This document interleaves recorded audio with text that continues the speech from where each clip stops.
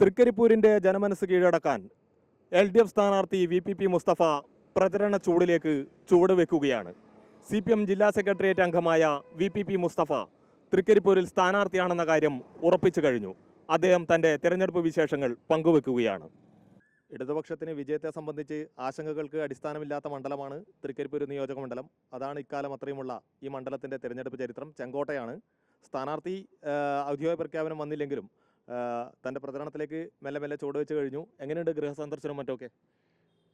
ജനൻ്റെ നാടാണിത്, അതുകൊണ്ട് ഒരു അപരിചിതത്വത്തിൻ്റെ പ്രശ്നമില്ല.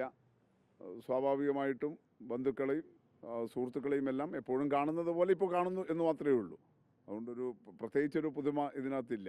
എങ്കിലും എന്താണ് അവരുടെയൊക്കെ ഒരു പ്രതികരണങ്ങൾ?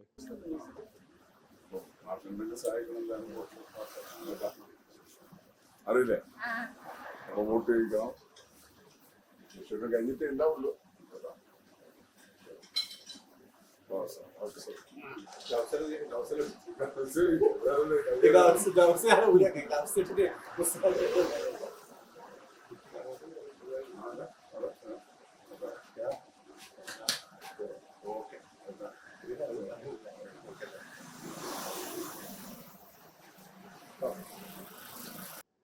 അല്ല, പൊതുവെ എല്ലാവരും ആവേശത്തിലാണ്.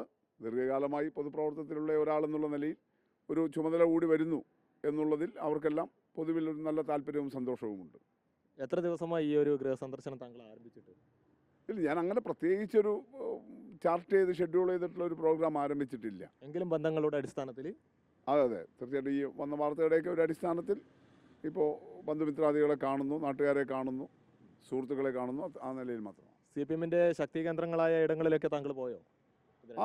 സ്വാഭാവികമായിട്ടും എല്ലാ ഇടത്തും ഒരുപോലെ. ചെറുവത്തൂർ ഉൾപ്പെടെയുള്ള എല്ലാ പ്രദേശങ്ങളിലും. എങ്ങനെ, ഏത് രീതിയിലേക്ക് ഈ പ്രചരണം ചൂടുവെക്കുമെന്നാണ് താങ്കൾ പ്രതീക്ഷിക്കുന്നത് വരും ദിവസങ്ങളിൽ? പൊതുവെ നമ്മുടെ കാലാവസ്ഥയുടെ ചൂടുണ്ട്. തെരഞ്ഞെടുപ്പ് വിജ്ഞാപനമൊക്കെ വരുന്ന മുറക്ക് കുറെ കൂടി ചൂട് പിടിച്ച രാഷ്ട്രീയ കാലാവസ്ഥ തന്നെ ഉണ്ടാകും എന്ന് കരുതുകയാണ്. ശക്തനായ എതിരാളി UDFന്റെ കോൺഗ്രസിന്റെ ഭാഗത്തുനിന്ന് ഉണ്ടാകുമെന്ന് കരുതുന്നുണ്ടോ? തീർച്ചയായിട്ടും. എതിരാളി എന്ന് പറയുന്ന ഒരു വ്യക്തിയല്ലല്ലോ.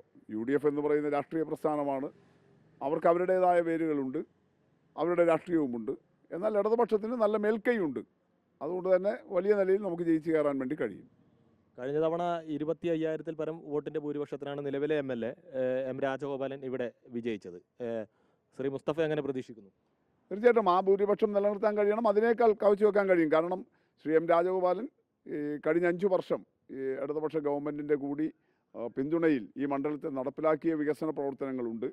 സർക്കാർ നടപ്പിലാക്കുന്ന ജനക്ഷേമ പദ്ധതികളുണ്ട്. ഇതിൻ്റെ എല്ലാം ആനുകൂല്യം തീർച്ചയായും ലഭിക്കാൻ പോകുന്നത് ഈ തെരഞ്ഞെടുപ്പിൽ ഇടതുപക്ഷത്തിൻ്റെ സ്ഥാനാർത്ഥി എന്നുള്ള നിലയിൽ എനിക്കായിരിക്കും എന്ന് കരുതാൻ വേണ്ടി സാധിക്കും. ഇപ്പോൾ താങ്കൾ പ്രചരണത്തിലേക്ക് കടന്നു എന്ന് പറയാം. സംസ്ഥാന കമ്മിറ്റിയുടെ അറിയിപ്പിൻ്റെ അടിസ്ഥാനത്തിൽ ഔദ്യോഗികമായിട്ടുള്ള പ്രഖ്യാപനം വന്നിട്ടില്ല.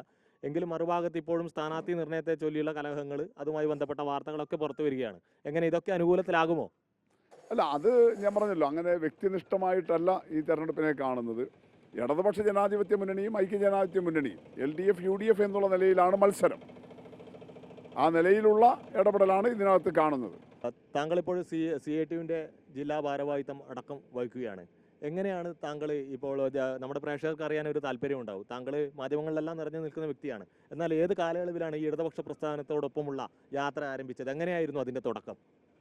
ഞാൻ കോളേജ് വിദ്യാർത്ഥിയായിരിക്കുമ്പോഴാണ്.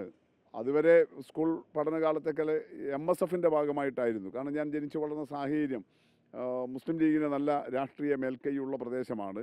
സ്വാഭാവികമായിട്ടും ഞങ്ങളെല്ലാം വന്ന് MSFൻ്റെ ഭാഗമായിരുന്നു. എന്നാൽ കോളേജ് പഠനകാലത്താണ് ഞാൻ ഇടതുപക്ഷ രാഷ്ട്രീയം, നേരിൻ്റെ രാഷ്ട്രീയം എന്നുള്ള നിലയിൽ തിരിച്ചറിയുന്നതും ഗൗരവമായ രാഷ്ട്രീയ പ്രവർത്തനങ്ങളിലേക്ക് കടന്നു വരികയും ചെയ്യുന്നത്. അതുതൊട്ട് ഇങ്ങോട്ട് കഴിഞ്ഞ ഒരു 90കളുടെ തുടക്കത്തിലാണത്. അതുതൊട്ട് ഇങ്ങോട്ട് ഈ കഴിഞ്ഞ 30-35 വർഷമായി ഇടതുപക്ഷത്തിൻ്റെ ഒപ്പരം തന്നെയാണ് പോകുന്നത്. വിദ്യാർത്ഥി പ്രസ്ഥാനം കഴിഞ്ഞ് യുവജന പ്രസ്ഥാനത്തിൻ്റെ ചുമതലകൾ വഹിച്ചു. അത് കഴിഞ്ഞപ്പോഴാണ് ട്രേഡ് യൂണിയൻ രംഗത്തേക്കുള്ള ചുമതല പാർട്ടി നിർവഹിച്ചു തന്നിട്ടുള്ളത്. പാർട്ടി രംഗത്തും വിവിധങ്ങളായിട്ടുള്ള ചുമതലകൾ വഹിച്ചു പോരുന്നു. അതിനിടയിൽ ചില സർക്കാർ ജോലികളൊക്കെ സ്വാഭാവികമായിട്ടും എൻ്റെ അക്കാഡമിക് യോഗ്യത അനുസരിച്ച് PSC പരീക്ഷയെല്ലാം എഴുതി ലഭിച്ചതാണ്. എന്നാൽ പൊതുപ്രവർത്തനത്തിൽ തന്നെ മുഴുകാമെന്നുള്ള അർത്ഥത്തിൽ ലഭിച്ച സർക്കാർ ജോലികളെല്ലാം ഉപേക്ഷിച്ച് രാഷ്ട്രീയത്തിലും പാർട്ടി പ്രവർത്തനങ്ങളിലും സജീവമാവുകയായിരുന്നു. കട്ടൗട്ടുകളൊക്കെ ഉയർന്നു കഴിഞ്ഞല്ലോ മണ്ഡലത്തിൻ്റെ ചില ഭാഗങ്ങളിൽ? അല്ല, അതൊക്കെ സ്വാഭാവികമായിട്ടും വരുന്ന തെരഞ്ഞെടുപ്പ് പ്രചരണത്തിൻ്റെ ഇടയിലുള്ള ഇടപെടലുകൾ മാത്രമാണ്. എത്ര ദിവസം എടുക്കും ഇനി ഔദ്യോഗിക പ്രഖ്യാപനം വരാൻ വേണ്ടി താങ്കൾക്ക് ലഭിച്ച ഒരു അറിയിപ്പ് പ്രകാരം? 2-3 ദിവസത്തിന് കഴിയും, അധികം വൈകാൻ പറ്റില്ല. കാരണം ഇ കെ നായനാർ അടക്കമുള്ള മുൻ മുഖ്യമന്ത്രി വലിയ നേതാവാണ്. അദ്ദേഹത്തെ പോലെയുള്ള വലിയ CPM നേതാക്കളെ നിയമസഭയിൽ എത്തിച്ച മണ്ഡലത്താണ് താങ്കളിപ്പോൾ മത്സരിക്കുന്നത്. യുവജന പ്രസ്ഥാനത്തിൻ്റെ വലിയൊരു താല്പര്യങ്ങളും പിന്തുണയും ഒക്കെ താങ്കൾക്കുണ്ട്. ഏത് നിലയിലേക്ക് ഭൂരിപക്ഷം എത്തും? അത് ഞാൻ പറഞ്ഞല്ലോ, കഴിഞ്ഞ തവണത്തെ ഭൂരിപക്ഷത്തേക്കാൾ വർദ്ധിക്കണം. കാരണം ഗവൺമെൻറ് ചെയ്ത കാര്യങ്ങളും MLA ഈ മണ്ഡലത്തിൽ ചെയ്ത കാര്യങ്ങളുടെ എല്ലാം ആനുകൂല്യം, അതിനോട് ജനങ്ങളുടെ പ്രതികരണം ഈ വോട്ടിങ്ങിൽ പ്രതിഫലിക്കുമല്ലോ. സ്വാഭാവികമായിട്ടും അതിനനുസരിച്ചിട്ടുള്ള ഒരു മികച്ച ഭൂരിപക്ഷത്തിലേക്ക് എത്താൻ വേണ്ടി കഴിയും എന്ന് തന്നെയാണ് പ്രതീക്ഷിക്കുന്നത്.